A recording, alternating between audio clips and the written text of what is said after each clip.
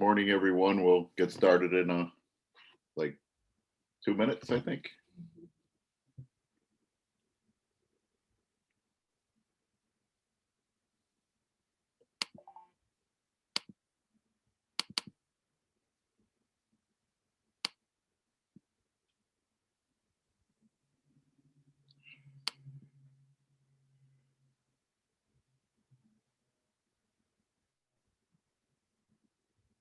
Well, it is 10 o'clock, so I say we get this show on the road. Hello, my name is Tessa Tarowski. I'm with Project Learn of Summit County, and I'm on the OACE board. And I'd just like to say thank you to everybody who is able to make it this morning. Hopefully we'll see a few more people trickle in as they get used to the Whova app and this virtual space. It is my honor to welcome Michael Matos. He is currently the Education Technology Project Manager for Chicago Citywide Literacy Coalition, managing the Illinois Digital Literacy Lab Project, the Digital Literacy Advisory Board, and more. He's currently on the IACEA, Illinois State Association Board Region 1 Senior Director, and COABE Board Region 3 Representative. Michael also instructs part-time as an ABE ASE tutor trainer in math, writing, and lesson planning. Some of his past positions include Senior Director of Adult Education, Employment and Training Programs. He's managed adult education programs, computer technology centers, and career development programs for over 10 years. Michael's been an instructor teaching financial literacy, computer literacy, ESL, ELL, ABE, and ASE for over 20 years, and was a high school teacher for 10 years before that. He's certified ABE ASE Adult Education Standards Specialist in Mathematics and certified English as a Second Language Standards Proficient Instructor. He's been presenting at conferences nationally since 2007. We're welcome to have you. I am absolutely going to record this session so that we can share this with participants. Otherwise, Michael, take it away.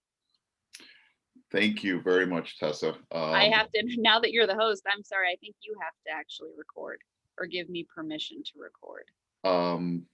I started recording it. Oh, okay. Let me just make sure. Yes, it is recording, so it's perfect. Okay. Great, thank you.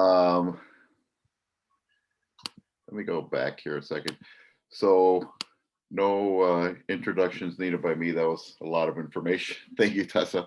Again, I've presented at the OACE conference. Probably this is my 4th year. Of course, a little different than the first 3. And what I did notice is there's actually 2 chat options, one in the Whova, the app, and one in our chat here. I'm looking at both of them right now, but if any of those questions that you want to ask throughout, I'll try to answer as many as I can through the presentation. I do have to tell you that if you've been to one of my presentations before, I always have a lot of information, and it's hopefully something that obviously I don't expect you to remember it all now or bookmark any of it, but it's something you can go back to and use when needed. So if you'd like, and you want to take down these addresses that are up there on the screen right now that hopefully everyone can see, the 2 bit.ly addresses. So the one on the left, that is the address to this presentation. The bit.ly on the right, financial literacy website. It should be websites. Sorry about that. It is a number of websites, mostly free material that I have used in the past. So if you just, they're not very long addresses, they're bit.ly addresses. So if you want to take those down, I'll give a couple of minutes while or a minute while I mention the one in the middle. And the one in the middle is my email address, where I have a it's basically my Google Docs sharing account where I share not only the presentation on the left and the financial literacy websites on the right, but I also share probably hundreds of activities in everything from financial literacy to math to science, social studies, and of course a lot of technology related skills, activities, lessons, articles, and so on. So once again, if you want to write those down, and I will try to come back to this page at the end, or I believe I might have this on the last slide as well. Okay, I could also maybe chat some of these as we go through this. Okay, all right, so financial literacy is the ability to make informed judgments and to make effective decisions regarding the use and management of money. So this comes from the National Foundation for Educational Research. It is what we are really teaching here. Obviously, as my title mentions, math matters, because math does matter, but we are teaching how to make those effective decisions and use your judgment and critical thinking skills that of course we have to have our students develop to make those financial decisions through life. What we're going to talk about today are some strategies, some vocabulary, which is always very important in any subject that we look at. We're going to talk about values, wants, needs, and the activities that I've suggested for that. Or some of my favorites: decision making, the activities for that, goal setting, the activities, financial planning, the activities, and then bankruptcy and the activities for that. So starting off with the strategies for teaching financial education. So from the this edition of the National Standards in K through 12 personal finance education, we notice a lot of standards in there that many of us are probably already accomplishing in our classes, even though we may not call it the financial literacy lesson or financial literacy hour. What we need to do probably in many of our classes is just add more of this judgment and evaluation, and looking at things and critically thinking about how this relates to finances. So, so if you get a chance on this presentation, there is a link that goes directly to these national standards, and they've organized it into 6 sections that they address. And these are those 6 sections: spending and saving, credit and debit, employment and income, investing, risk management and insurance, and in financial decision making. I have been using my own little categorization, looking at, I have 5, and the 5 that I use and where I try to locate the themes of my activities and lessons is, to imagine your ideal life. So students write about their ideal lives. And of course, this relates to finances, right? Opening our students' eyes, okay?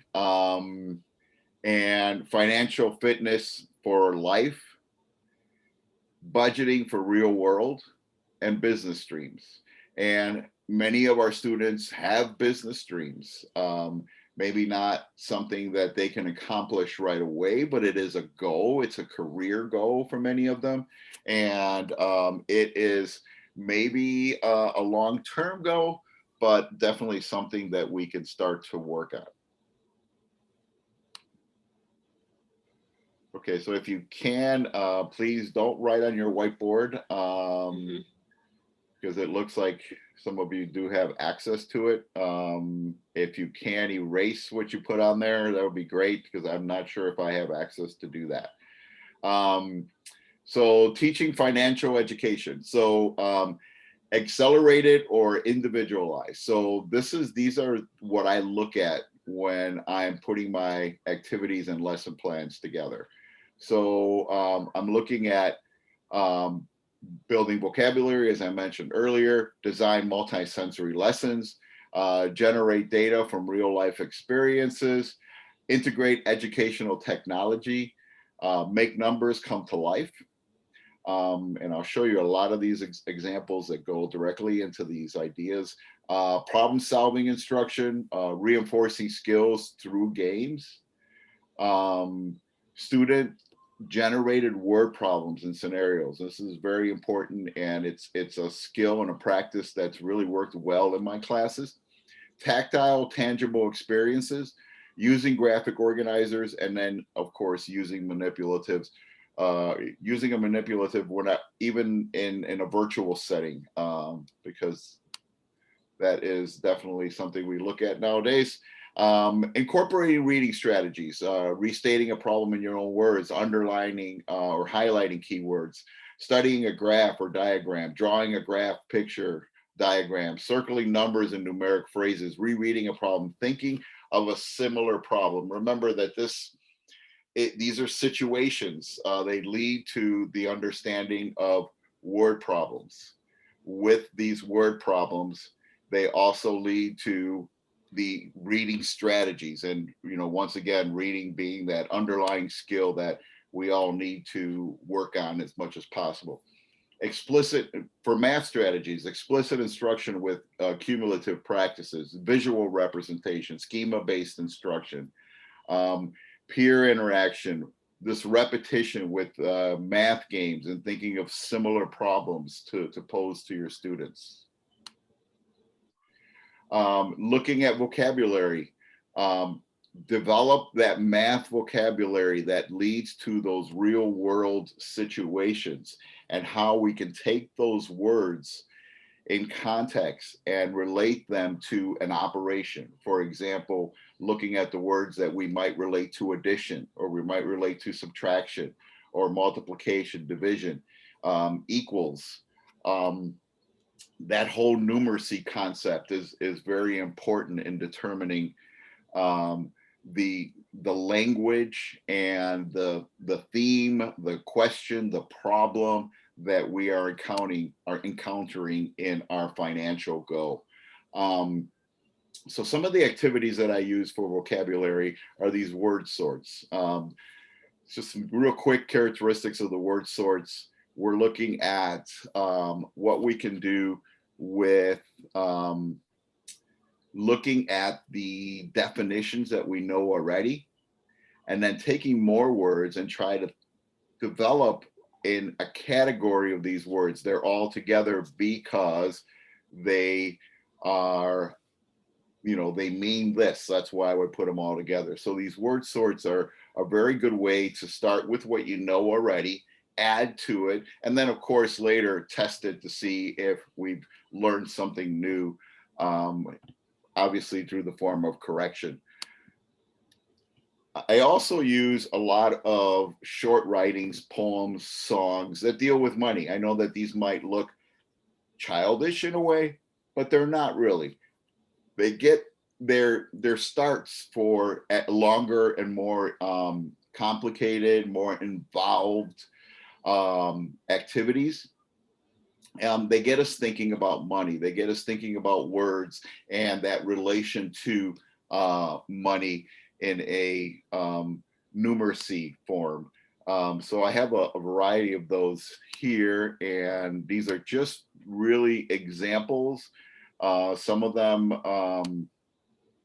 and then I'll take you to the activity one. So here's a short reading by Shel Silverstein, and it's called Smart.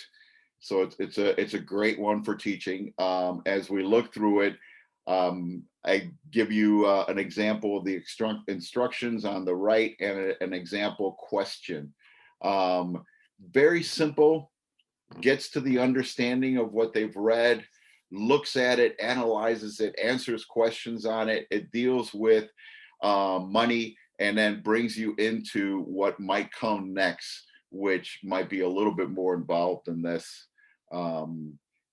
and it gets you in the frame of mind of thinking about money and then the finances that and those decision making that comes with it.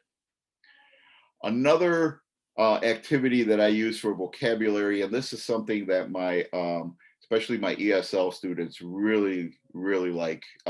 It's a game where basically it's a deck of cards and you randomly pick cards, and you talk about the idiom or the metaphor that's on the card. In the English language, we use a lot of these idioms and metaphors along the way. For our new language learners, we definitely look into these a little bit more and discover the meanings of them and the vocabulary that's in these and how they relate to money. And in the process of using this game, and you draw your card, you identify the metaphor and description, and so you work with the player, you're drawing these cards. A lot of these idioms and metaphors, they lead to discussions about money. They lead to discussions about financial literacy. And this is what we want. We want people to discuss. We need them to analyze. We need them to talk about it as they work through it. And this game works well with it. Once again, on my Google Doc sharing, you can find the sheets for these and cut them out and use them that way. Or I even have some suggestions on how to use them virtually.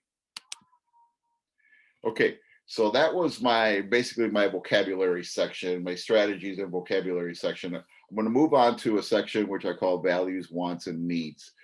So looking at values, wants, and needs. So some of the activities I use with this is when we talk about must-haves, and how these must-haves, why are they must-haves, and then we deal with questions. So for example, I worry about having enough money to cover my regular bills, like my electric bill. It seems like most of my money goes to things that I cannot control, like rent or car. So we ask these questions, are true or false questions. As we analyze the questions, we look at some of our wants. So obviously those first questions covered those must-haves. And then we look at our wants. When I go shopping, I am never quite sure how much I can afford to spend on things. When I see something I really want, I just buy it, even if I do not have the money. So these are those want kinds of questions. And is it true or false for our particular students? Once again, just analyzing, there's no right or wrong. Some of the activities that I can share here with you. So just looking at my wants, my must-haves, how do I evaluate how much I'm paying on these things? So obviously using something like your interest rate formula is a very good example of that. And this is a very simple one. I took a $10 bill, took a picture of it, posted my interest rate formula up there so the students can see, the learners can see the formula. That's usually never a mystery. If you need it, you can find that on your phone. You can find them anywhere. Even when you're testing, they normally give you these formulas. And then just make a nice table. Tables are important, especially in financial literacy. There's a lot of tables in life. When you go to sign for a mortgage or open up a new bank account, there's always tables that pop up. So whenever you can use rows and columns and where they meet, what does that mean? It's really a very good skill for our students to have. So looking at the years and the percentages, and just a very quick activity to put together, virtually perfect activity, great activity to use. If you're working with your students on Zoom, you can ask these questions. They can do the multiplication on their end. You put in the answers, and it's very interactive. Another one is, once again, using my rows and columns, using a Macy's coupon. we all get these coupons and we get these markdowns, and there's a markdown upon a markdown upon a markdown where if you're adding these percentages, you're like, well, really, this should be free. And for this one, they should give me money back. If I was to really look at these percentages and just add them all up, they go over 100% in some cases. So look at the way they devise these. So there's that markdown, there's that final markdown, there's the coupon. Can you use the coupon because it's a final markdown? How do we do all of that? How do we do all of that in our head while we're shopping? So a good place to start is working on these tables, looking at different things. And these are great to use across all levels.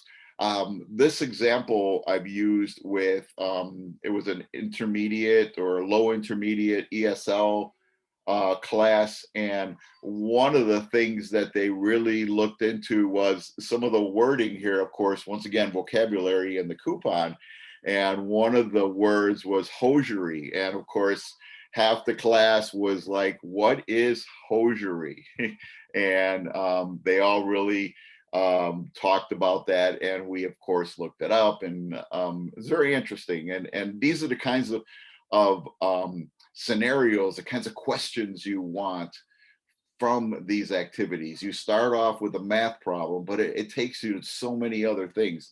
And those are my favorites. That's how I know that it was a good activity.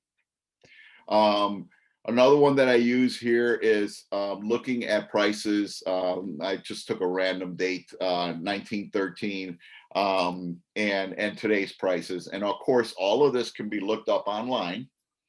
The stuff can be added in individually on a computer, or you can work this together on a Zoom.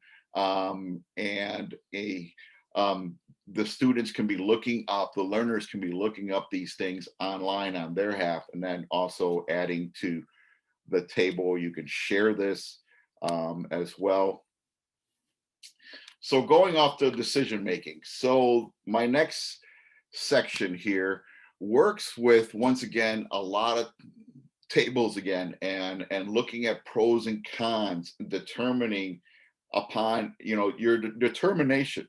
For a lot of these, there's no right or wrong, as I mentioned earlier, and you're really looking at what is significant in your life and what are those things that add to the pros and cons in your own life.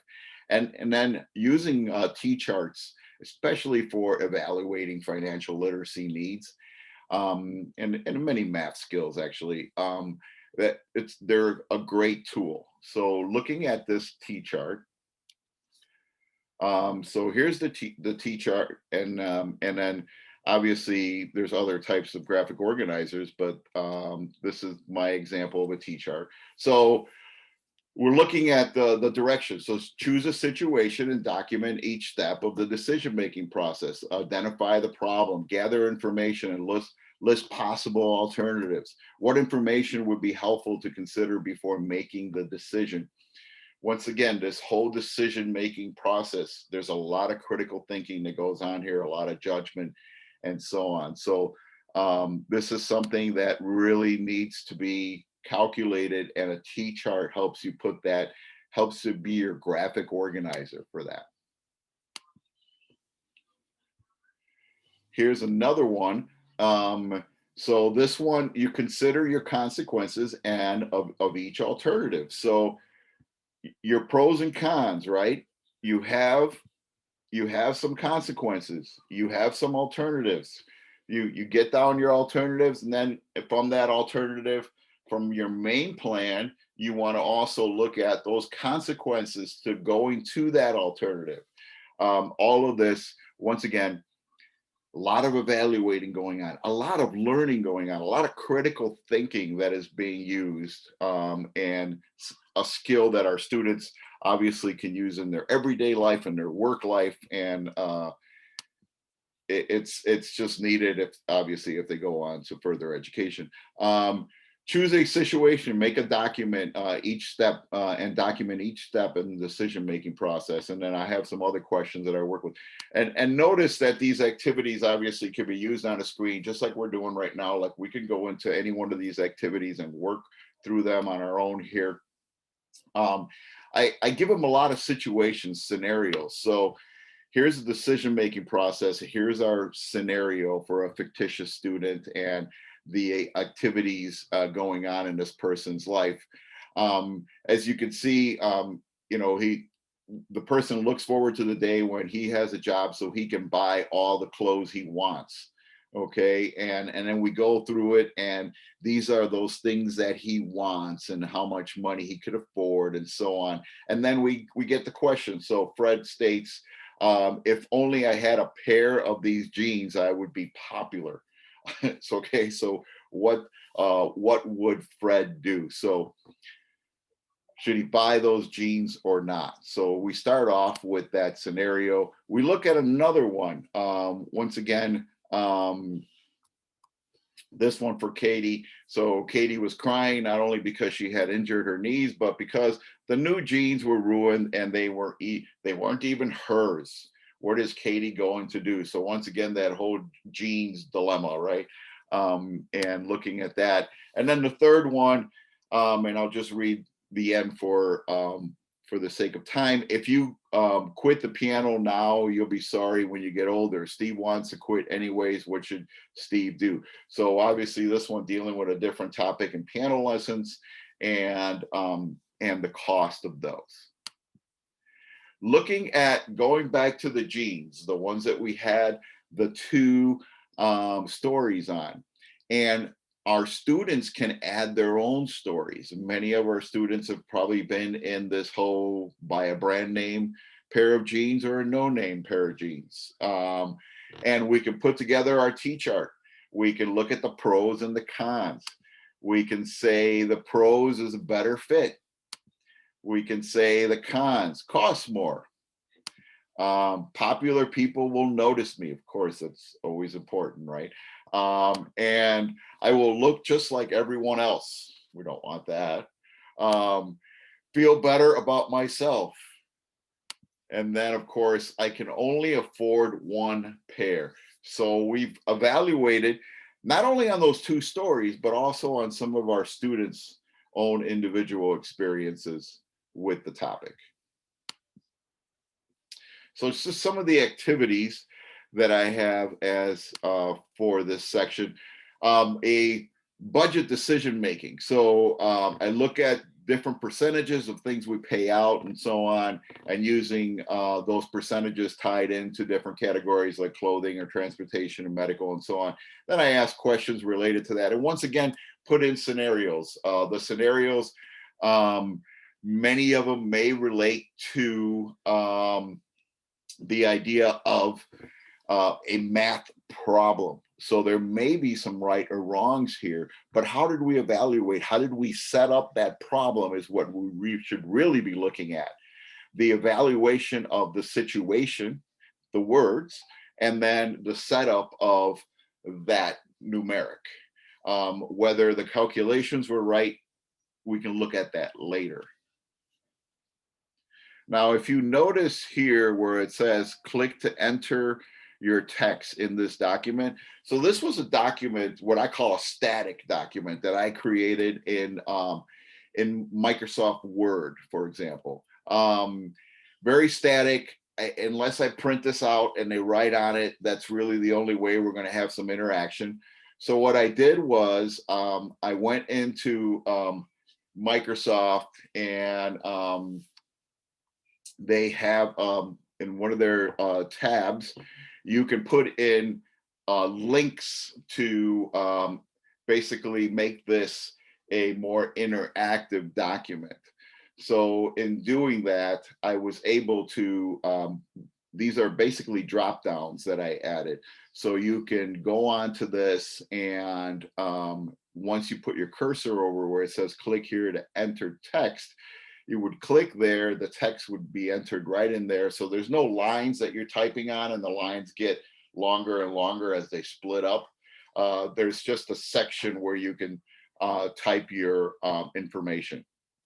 I also have some how-tos on this, once again, on my Google Docs, which I will put the address up of at the end again.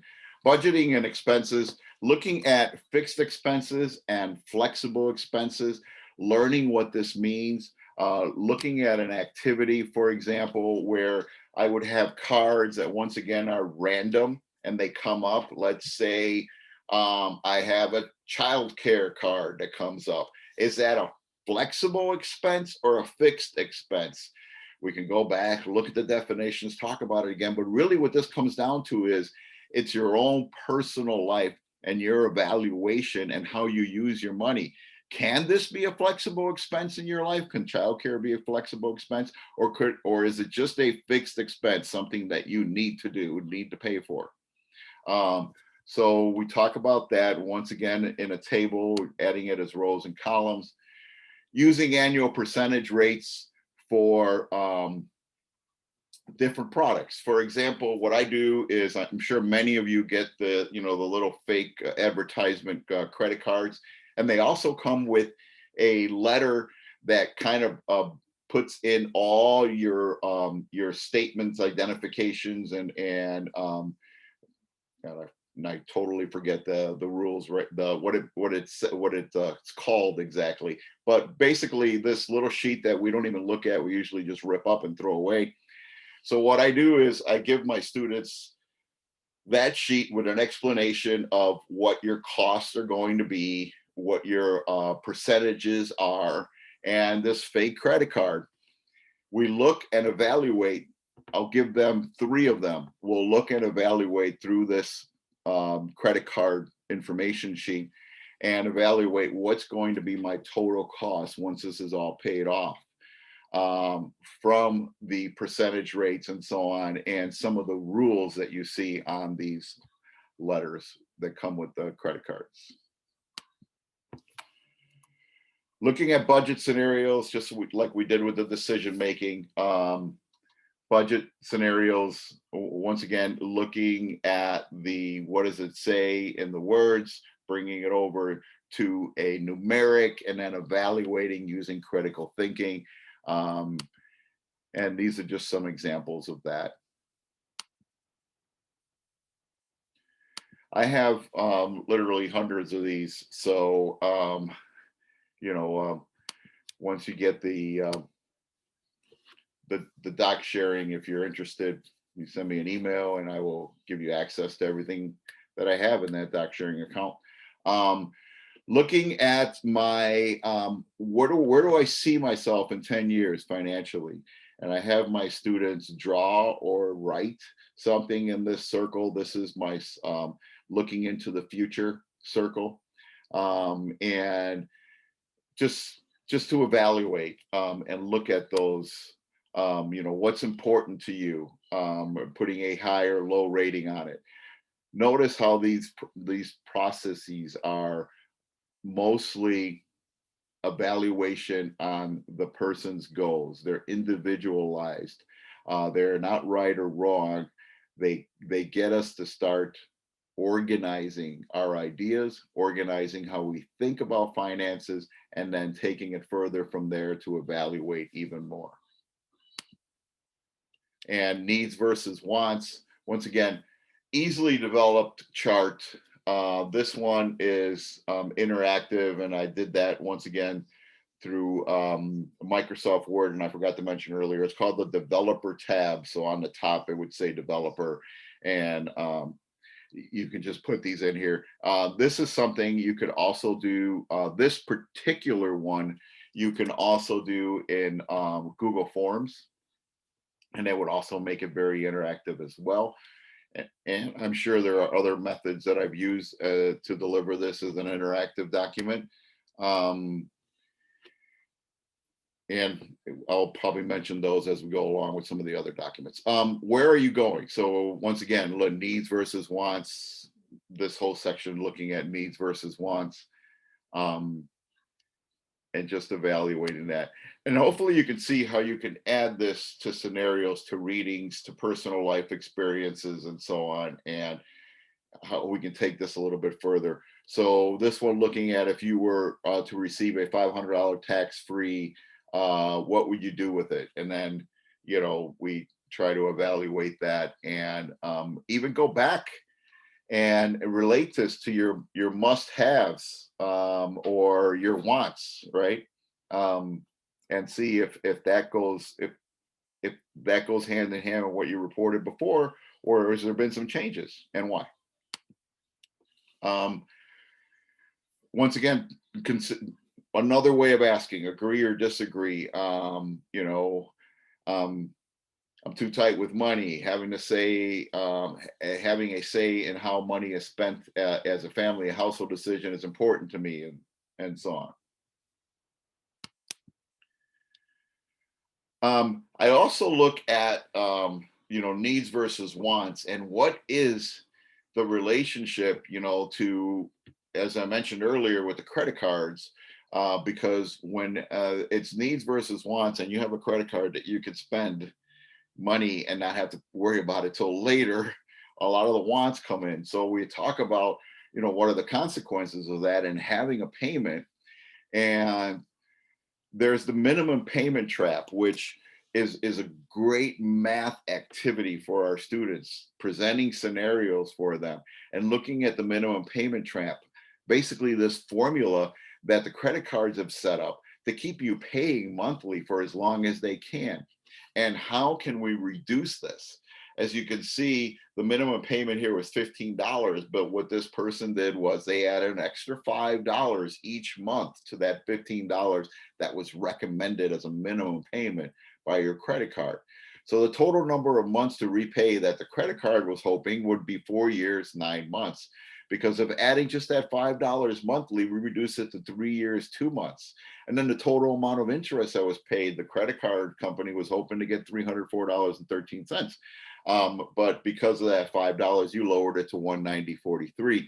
And then the total amount, instead of $854.13, it was $740.43. So a big difference there, and definitely something that I've used with my students and has turned into something that they've gone back and done in their own personal lives, and actually had some great progress in paying off their credit cards.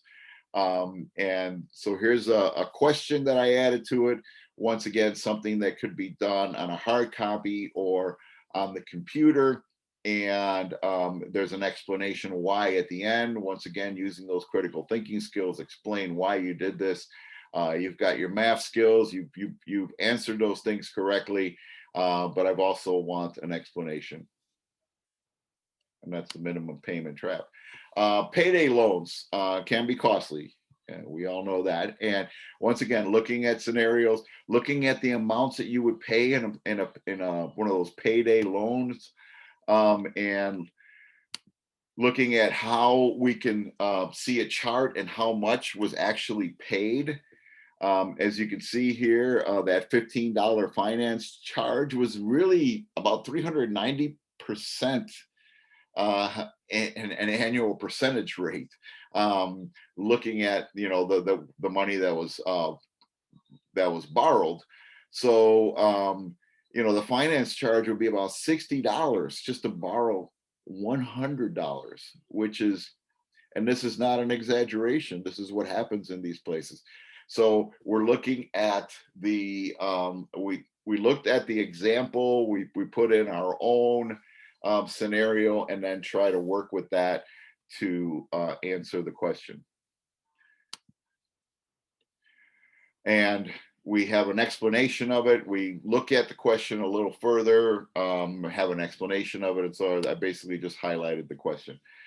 Another needs and wants kind of thing, which kind of relates to that, is housing, different places to live. And I also work on this quite a bit with my students. And once again, many times it relates directly to something going on in their life right at that moment.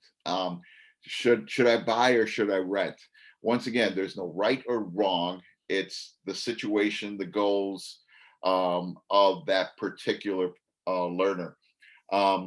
So we look at housing and different places to live. We look at the vocabulary. We look at the examples and so on. And we look at some scenarios why you should rent or buy. And then we split up those if you buy and if you rent. So just looking at those positives and negatives of both of those scenarios. What I do a lot of times is I will either on the computer put together an outline of a house and then try to get them to start putting in their ideas in an apartment setting or a house setting. One will look like a building and one will look like a house. And they can start putting their information in there. In a classroom setting where they're working on hard copies, I do the same thing. Just makes it a little bit more interesting. And then it helps them to gather their ideas and goals just by looking at the shape of the paper that they're entering the information in on the building shape or the house shape. Looking at some true or false leading to, once again, renting or ownership. A landlord is an owner of an apartment building, and we just look at some of these things and make sure there's an understanding of that. You can borrow money from a bank to buy a house, and obviously this choose an item here would be yes or no, or some other explanation that we can put here. I also work, and related with this, using Excel or sheets on Google, and looking at the places that the apartments that I looked at, and how do I compare those, the houses that I looked at, how do I compare, and then how do I compare them together to see what best works for me, and looking at how to use this technology, looking how to put nice little graphs together, as you can see down in the bottom of number 6, and then explain my situation. Okay, the next section here is on goal setting, and I'm just going to look real quick at the chat in both sections. We do have one question from Teresa. She has a question about payday loans, acknowledging that they can be predatory, but sometimes there's no other alternative. So where else can desperate people go?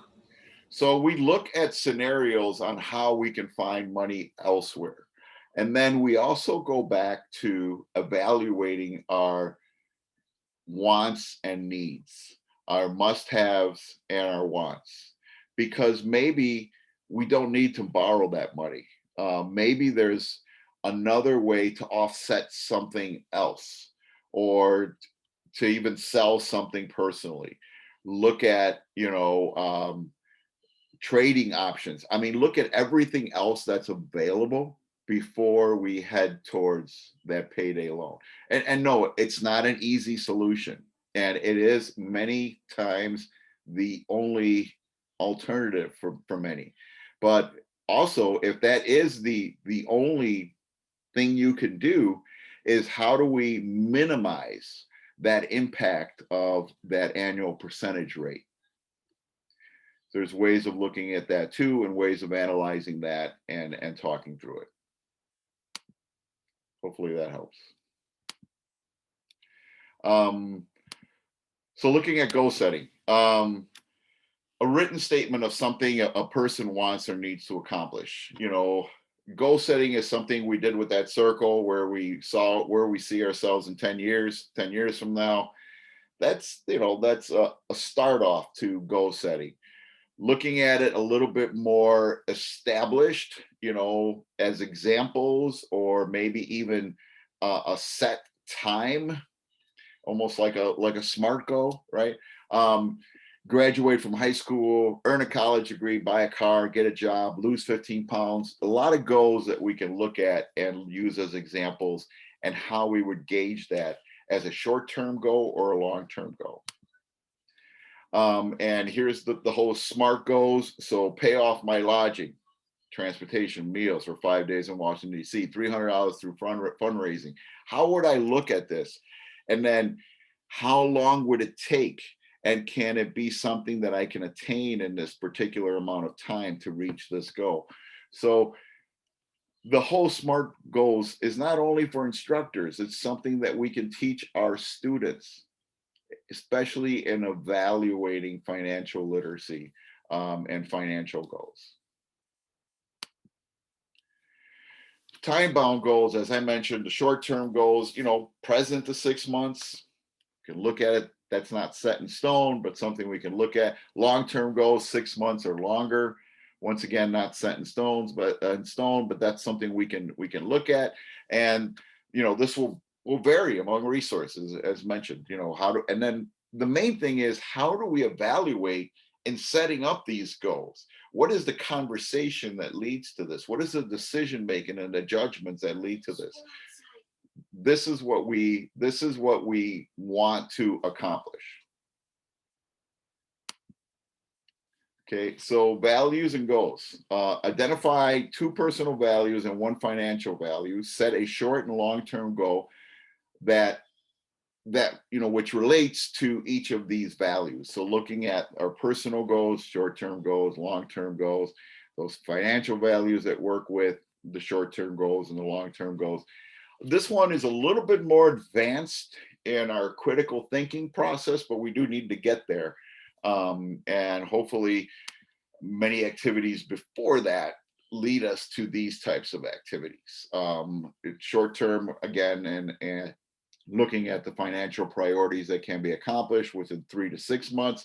So now we're looking at a smaller period of time and trying to evaluate and looking at the progress. Have we made some progress, and describing that progress? There's support for these that we kind of need to look at and see, have I supported this? And here's 1 to 6 months to a year.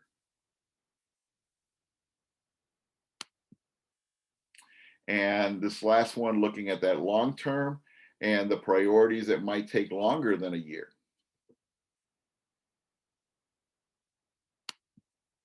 Now, I know that looking at it in charts kind of leaves out all the stuff. Looking at it at a table and an activity for a table, we kind of forget all those other things that we had to complete and discuss and talk about and evaluate before we got to this table.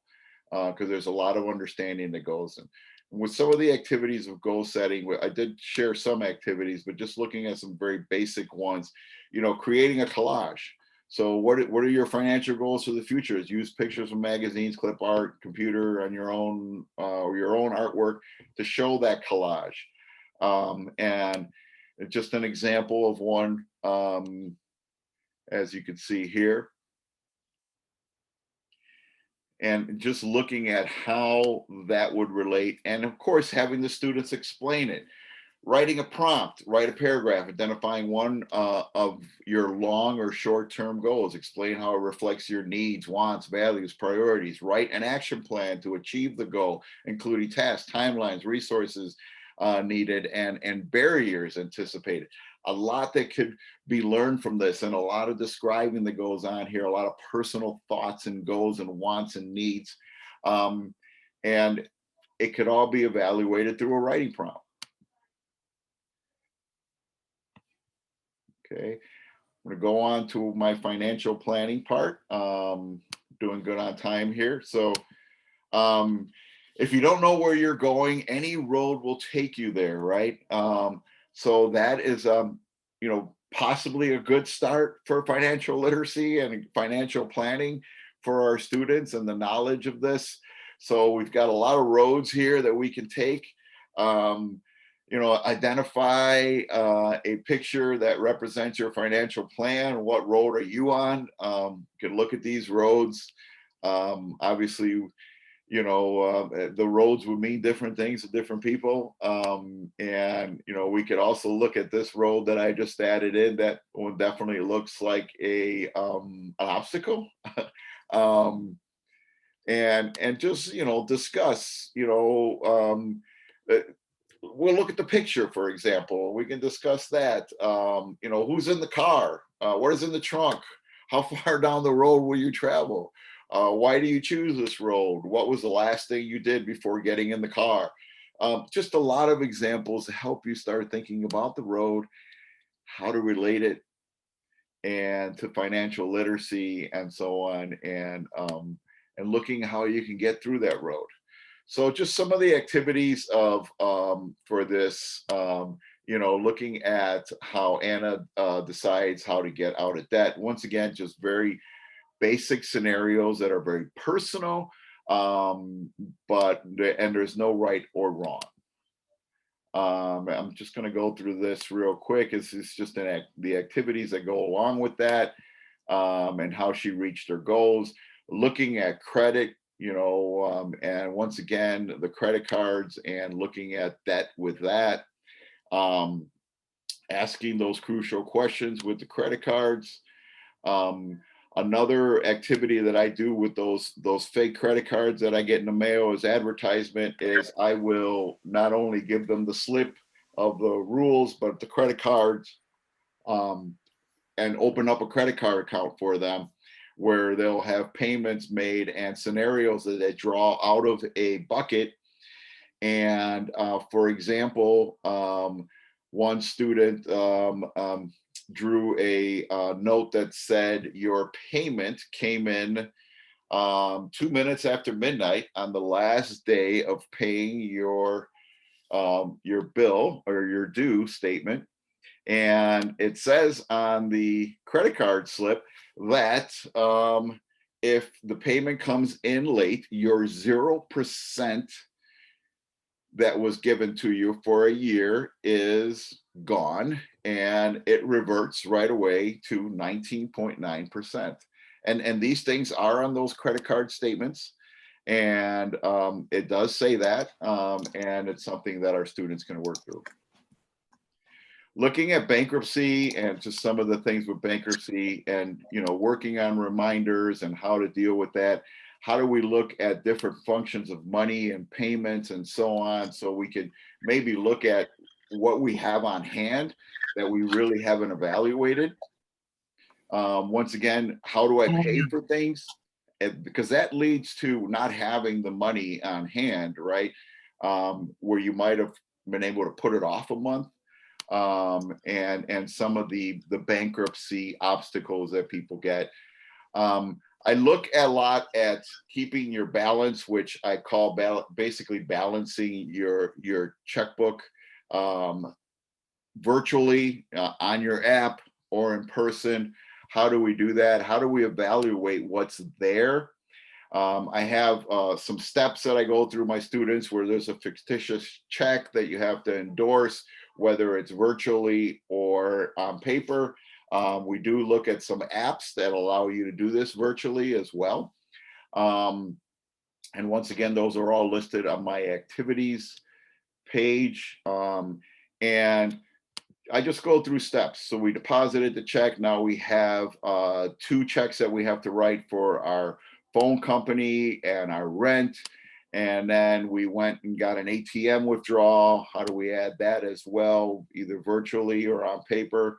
And then we get our statement virtually or on paper. Let's check this. If we need to report something, how do we report that is incorrect? Because that does happen. A record of deposits, payments, and withdrawals, this register table, is something that our students should look at and keep in mind, because this, whether it's being done on an app or on paper, it is still kind of the same idea in how these things are calculated. And that's important to understand.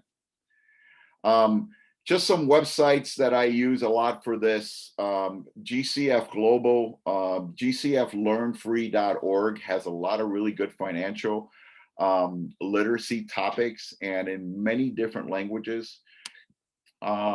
Google for Education, their applied digital skills, where you can create a budget, plan a budget, track your monthly expenses. This is just 4 of many of those. Look into their activities that deal mainly with financial literacy, and it is posted on there. They do split them up.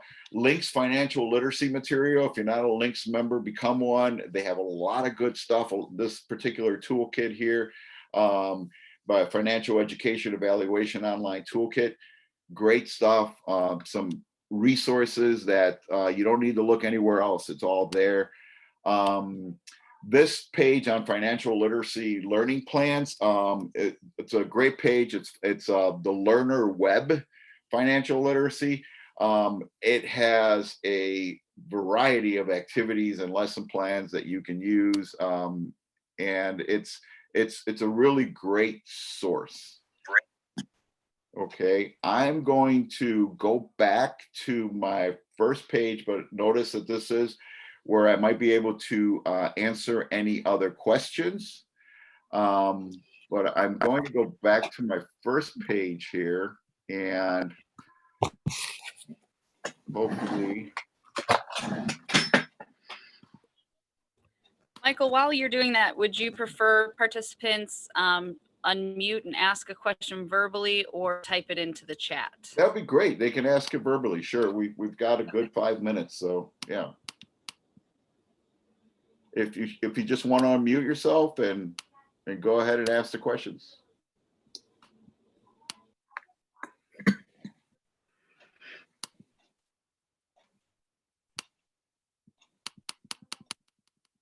No questions? Okay, like I mentioned, there's a lot of information, a lot of ideas, a lot of activities. I am constantly putting in new activities. I even, though lately I don't teach a class, I do still work part-time as a tutor trainer. So I train volunteers to work with students, not only on math skills, but on financial literacy skills and on writing skills. So I'm always looking at different activities to engage. And especially now during, our virtual kind of shutdown here, where we're doing a blended learning and an all virtual, we're looking at ways to deliver this information and stay engaged online as we're on Zoom or Hangouts or whatever it is that you might use. But here is, once again, on the left is the presentation address. In the middle is my other resources. So basically all you have to do is send me an email to that address. And that's really all I use that address for. So I most likely will know that what you want, and I'll give you access to everything I have, all the topics, presentations, or so on. And then the financial literacy websites, and I will show you this right now. Let's hope it pops up here without a problem. There we go. So here's my financial literacy websites. Many of the websites that I taught, actually all the websites that I talked about in the presentation are in here. But as you can see, it's 7 pages of this stuff, and most of it is completely free. Some of it, maybe 50-60% of it might be free, but that's really all you need to get some really good information and some activities.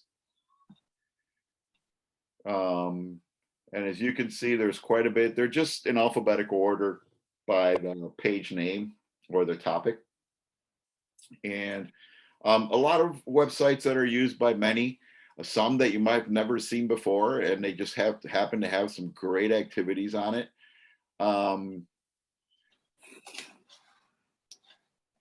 But if you did not get the page for it, please, let's see, let me get back on there.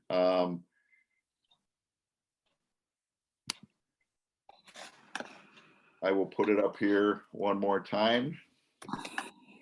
And then for the last couple minutes, ask if there are any other questions. I'll check in the chat. Michael, is in the financial literacy website, do you know in that link after the L, is that a 1 or a 7? That or is lowercase L. that is a lowercase L. Okay, great. Yeah, just like bit.ly. So you see the bit.ly L? Yeah. Yeah, it's just like Perfect. that one. Thank you. You're welcome. We still have 2 minutes if anybody has any questions. Also, I put in the chat, there is an exit ticket that can be found In actually the agenda, it's listed as a subsession, or you can follow that link. I want to thank Michael. There was so much good information here. I really, some of what you presented, I'm like, I need to go through that activity personally. So I think you have quite a lot to offer here. Thank you all very much for attending. Enjoy the rest of the conference.